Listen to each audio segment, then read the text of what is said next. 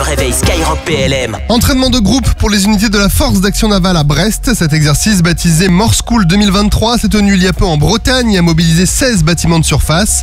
Son objectif principal était de coordonner et de fournir des occasions d'entraînement en groupe pour les navires basés à Brest, pour leur donner l'occasion de renforcer leur préparation opérationnelle.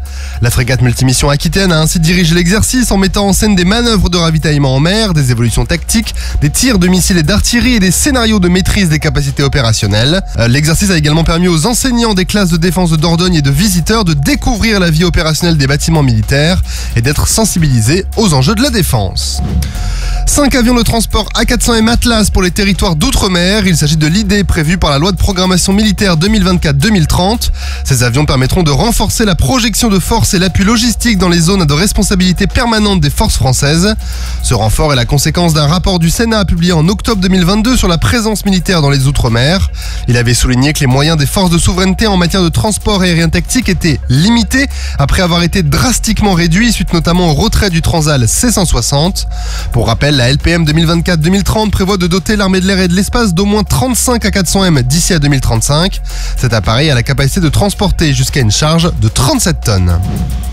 L'armée de terre française a lancé la recherche d'un successeur pour ses lance-roquettes unitaires ou LRU, dont la fin de vie est prévue pour 2027, comme l'a rappelé le chef d'état-major de l'armée de terre, le général Pierre Schill, en mai dernier. Le projet, baptisé Frappe Longue Portée Terrestre ou FLP-T, débutera l'année prochaine avec un budget initial de 180 millions d'euros. L'objectif est d'avoir au moins 13 systèmes opérationnels d'ici 2030 et de doubler ce nombre d'ici 2035.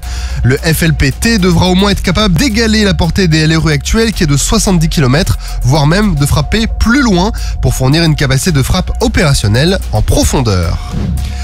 Et les militaires manquent-ils de visibilité dans la société ? Le chef d'état-major des armées françaises, général Thierry Burkhardt, a exprimé sa préoccupation sur le sujet lors d'une audition qui se tenait hier à l'Assemblée nationale.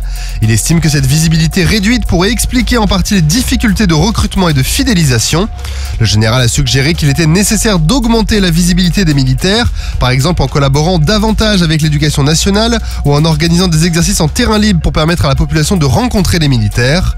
Il considère que l'armée doit augmenter sa surface de contact, selon ses termes, avec la société pour mieux faire connaître les opportunités qui sont offertes par la carrière militaire. Sur terre, sur mer, comme dans les airs. Skyrock PLM, en équipe avec Uneo, la mutuelle des forces armées.